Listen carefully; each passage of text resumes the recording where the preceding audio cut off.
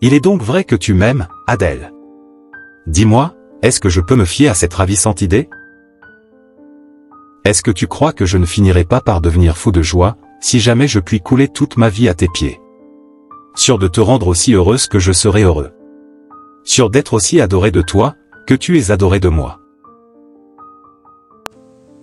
Lettre d'amour de Victor Hugo à sa femme Adèle Fouché. Quelques mots de toi, mon Adèle chérie, ont encore changé l'état de mon âme. Oui, tu peux tout sur moi, et demain je serai mort que j'ignore si le doux son de ta voix, si la tendre pression de tes lèvres adorées ne suffirait pas pour rappeler la vie dans mon corps. Combien ce soir je vais me coucher différent d'hier. Hier, Adèle, toute ma confiance dans l'avenir m'avait abandonné, je ne croyais plus à ton amour. Hier l'heure de ma mort aurait été la bienvenue.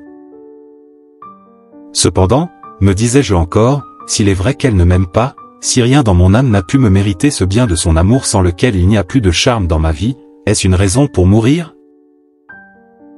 Est-ce que c'est pour mon bonheur personnel que j'existe? Oh non! Tout mon être lui est dévoué, même malgré elle. Et de quel droit aurais-je osé prétendre à son amour? Suis-je donc plus qu'un ange ou qu'un dieu?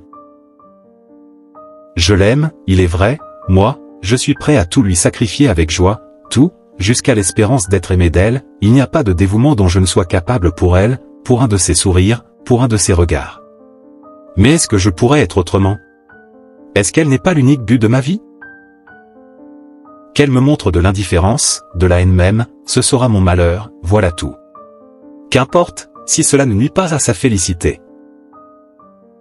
Oui, si elle ne peut m'aimer, je n'en dois accuser que moi. Mon devoir est de m'attacher à ses pas, d'environner son existence de la mienne. De lui servir de rempart contre les périls. De lui offrir ma tête pour marchepied, de me placer sans cesse entre elle et toutes les douleurs, sans réclamer de salaire, sans attendre de récompense. Trop heureux si elle daigne quelquefois jeter un regard de pitié sur son esclave et se souvenir de moi au moment du danger. Hélas! Qu'elle me laisse jeter ma vie au-devant de tous ses désirs, de tous ses caprices, qu'elle me permette de baiser avec respect la trace adorée de ses pieds, qu'elle consente à appuyer parfois sa marche sur moi dans les difficultés de l'existence, et j'aurai obtenu le seul bonheur auquel j'ai la présomption d'aspirer. Parce que je suis prêt à tout lui immoler, est-ce qu'elle me doit quelque reconnaissance? Est-ce sa faute si je l'aime? Faut-il qu'elle se croie pour cela contrainte de m'aimer? Non, elle pourrait se jouer de mon dévouement, payer de haine mes services, repousser mon idolâtrie avec mépris, sans que j'eusse un moment le droit de me plaindre de cet ange, sans que je dusse cesser un instant de lui prodiguer tout ce qu'elle dédaignerait. Et quand chacune de mes journées aurait été marquée par un sacrifice pour elle, le jour de ma mort je n'aurais encore rien acquitté de la dette infinie de mon être envers le sien.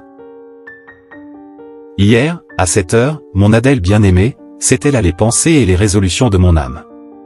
Elles sont encore les mêmes aujourd'hui, seulement il s'y mêle la certitude du bonheur, de ce bonheur si grand que je n'y pense jamais qu'en tremblant de n'oser y croire. Il est donc vrai que tu m'aimes, Adèle. Dis-moi, est-ce que je peux me fier à cette ravissante idée? Est-ce que tu crois que je ne finirai pas par devenir fou de joie si jamais je puis couler toute ma vie à tes pieds, sûr de te rendre aussi heureuse que je serai heureux, sûr d'être aussi adoré de toi, que tu es adoré de moi? Oh! Ta lettre m'a rendu le repos, tes paroles de ce soir m'ont rempli de bonheur. Sois 1000 fois remerciée, Adèle, mon ange bien-aimé. Je voudrais pouvoir me prosterner devant toi comme devant une divinité. Que tu me rends heureux. Adieu, adieu. Je vais passer une bien douce nuit à rêver de toi, dors bien et laisse ton mari te prendre les 12 baisers que tu lui as promis et tous ceux que tu ne lui as pas promis.